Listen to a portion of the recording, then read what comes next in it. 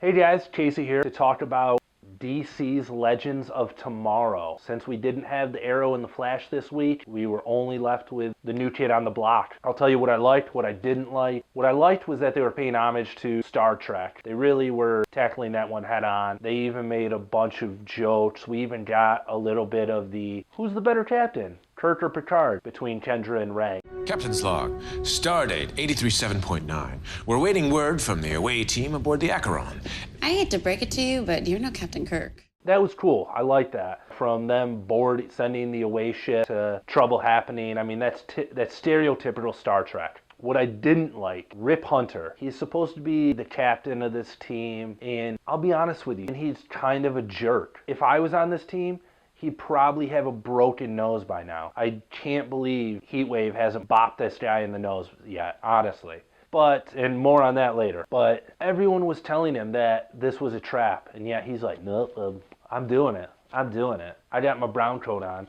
I'm doing it. So cool, you're doing it. Sweet, you got caught, you got locked up. And one of the few weak points of the show, because I'm a huge fan of the show so far, I think they've done a lot of things great, but one of the weak points of the series so far is trying to explain away why certain characters aren't brought on missions. Because obviously you have these characters with superpowers and facing off against some space pirates. Like, obviously Ray in his Atom suit, Captain Cold with his ice gun, Firestorm, Hawkgirl. Why wouldn't you have brought those people? It's kind of contrived in the way that's just one of the few weak spots of the show when they're trying to explain away why certain characters aren't brought on these missions. Otherwise, it wouldn't even be a fight. The heroes would dominate. Basically, the crew had to rely on Professor Stein, like, all of a sudden being a badass on his own.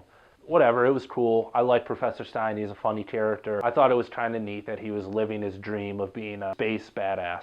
It was cool. But honestly, Rip Hunter, you need to step your game up. Just as a character, like, he is a jerk. The way he speaks to the team and everything, especially in that scene with Rory, he pisses me off. Now on to Heatwave. Man, I've said in past reviews that this show's done a much better job than The Flash did in fleshing out Captain Cold and Heatwave. Really showing their partnership and everything. We got more of that, and it came to a head this week. Captain Cold has really taken to the idea of being a hero, whereas Rory doesn't really give a crap. He was mad at Captain Cold, his partner, his best friend, for knocking him out, dragging him out of his criminal Disney World, future Star City. It came to a head this week with Rory basically turning on the team. He sold them out to the space pirates, and it forced Captain Cold to make the decision. He sided with the team. He turned on his old partner. We were left with a bit of a cliffhanger. No, I don't think Heatwave's dead. I'm just curious to see how that actually plays out. If Captain Cold is truly just stranding him somewhere, sometime.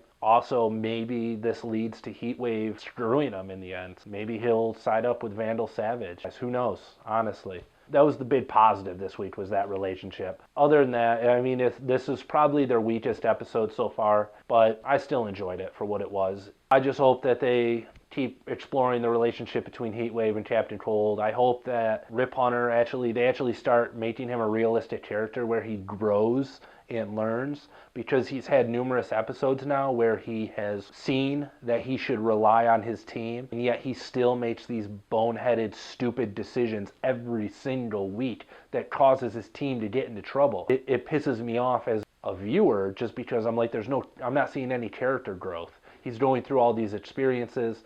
I'm not seeing any growth on his part. That annoys me. I want to see him move forward as a character. So hopefully we start getting that.